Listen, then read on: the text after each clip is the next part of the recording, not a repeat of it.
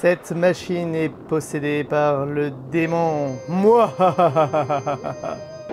alive! It's alive! It's alive!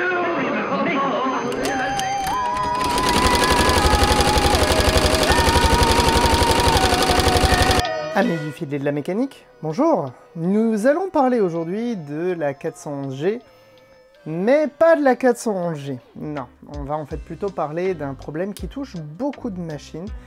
Et malheureusement, il y a beaucoup de machines, parfois, que je vois à la déchetterie, que je récupère pour voir si effectivement elles étaient réparables ou non.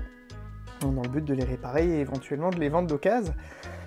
Et je suis surpris du nombre de fois où on jette les machines parce qu'on pense qu'elles sont justement possédées par le démon, par le diable. Et c'est le cas de cette 411G.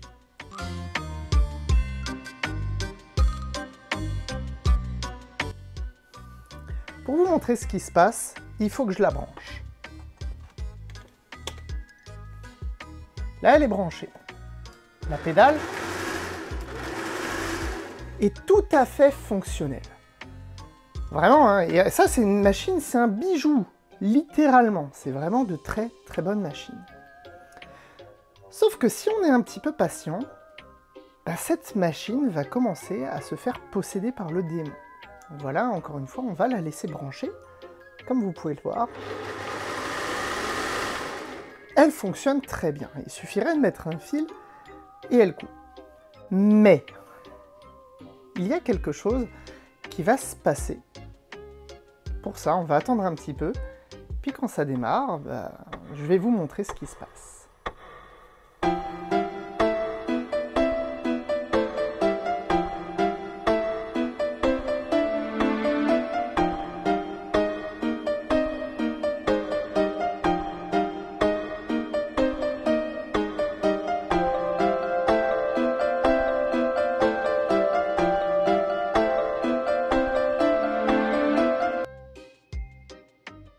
Donc je ne sais pas si vous entendez au niveau du son. Et je vais vous rapprocher un petit peu le micro.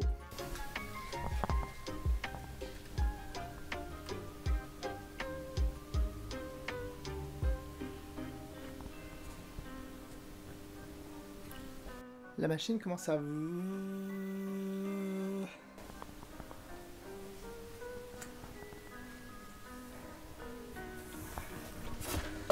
Vous m'entendez?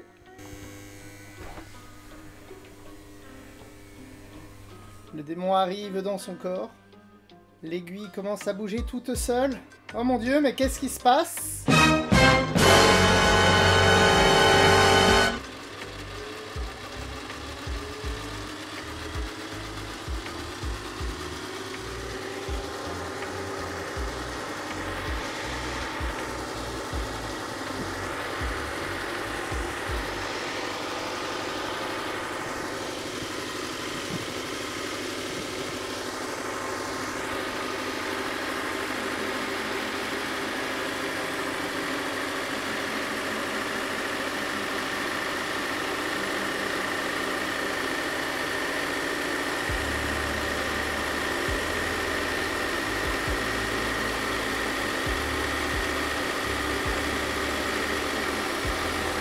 Marcel, débranche! Ouf! Sauvé. Qu'est-ce qui se passe? Allez, encore un petit peu, on rebranche. C'est reparti.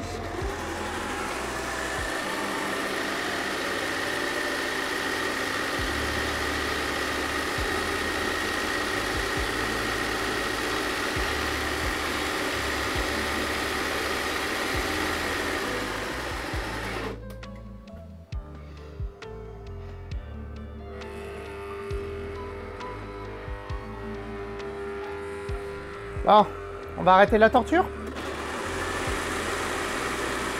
Ah, peut-être pas, tiens.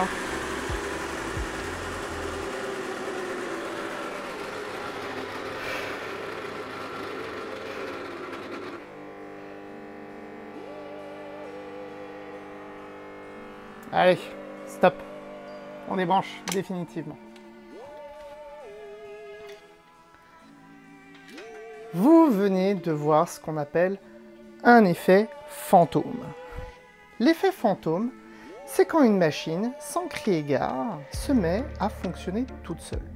Là, encore une fois, il n'y a aucun trucage. C'est pas moi qui... là, il y a le câble en entier de la machine. Ah, là, on est vraiment... il suffit que je branche la machine et ça part. Allez hop, on l'aide un petit peu. Vous voyez, même en essayant de... Voilà.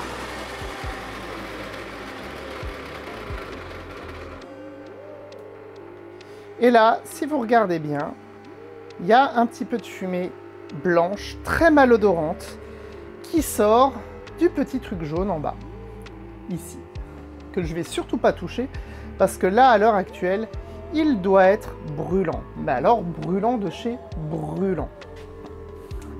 Alors là, on va pas se blesser non plus, hein. Hop, on va débrancher.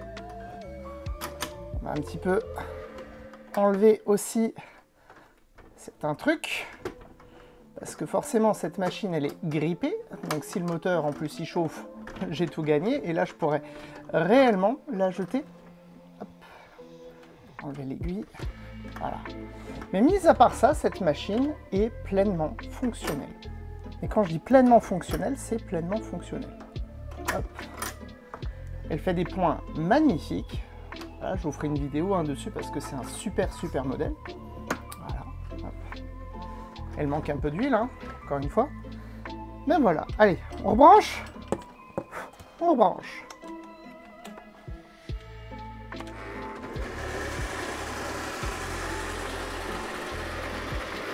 Le responsable, on a dit que c'était lui. Allez, hop, encore un petit peu. Jusqu'à ce qu'il se termine. Allez, jusqu'à ce qu'il se termine. Non, il veut pas? Bon. Il veut pas, c'est pas grave. On va arrêter la torture, définitivement. Stop! Pouf! De toute façon, il est HS. Je vais pouvoir un petit peu vous montrer ce qui se passe dans cette super bécane. L'effet fantôme, c'est responsable à cause, donc, on disait, de lui. Ça, c'est un antiparasite. C'est vraiment un condensateur antiparasite. Son but, à l'époque, c'était tout simplement de faire en sorte que, quand on regarde la télé pendant qu'on coud, qu'ils viennent pas faire d'interférence. Pareil, hein, quand papy voulait écouter la TSF pendant que madame faisait de la couture, ça permettait justement d'éviter ce genre de choses. Et je vais vous prouver que c'est bien lui qui est en cause. Alors là, il est brûlant de chez brûlant, donc on va faire un petit peu attention. Hop. Donc là, la machine est débranchée. Voilà. Je vais venir tout simplement, tac, le déconnecter. Voilà. Voilà, et on le remet là. Et pareil de ce côté-ci. Allez. Voilà. Et on remet nos bornes. Lui, je le laisse là pour l'instant. Hop. Voilà. On rebranche.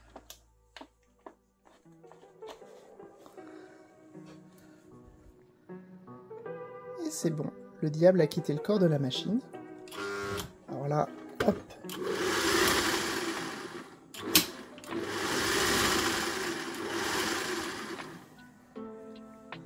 Voilà. C'est génial. Je trouve ça vraiment génial. Hop. Voilà. Ouais, j'avais dit il était chaud. Il était très chaud. C'est lui qui est responsable. Là, en fait, on voit qu'il a commencé à s'effriter et aussi à se craqueler, si on regarde. Cette petite merdouille va être responsable, en fait, d'un court-circuit entre la borne moins et la borne plus de ma pédale. Résultat, je perds totalement l'effet rhéostatique. C'est radical, hein, c'est vraiment radical. Il suffit, regardez que, hop, je redébranche et juste que je le pose, hein. Voilà. Un petit peu par ici. On va essayer de faire en sorte qu'il soit légèrement maintenu. Là. Voilà. Hop. On va même aller un petit peu plus loin. On va le glisser par ici. Voilà. On va le faire tenir par là. Un petit peu. Voilà. Là, j'ai de nouveau mon antiparasite. Je rebranche. Hop. Et tout de suite, ma machine se remet en route.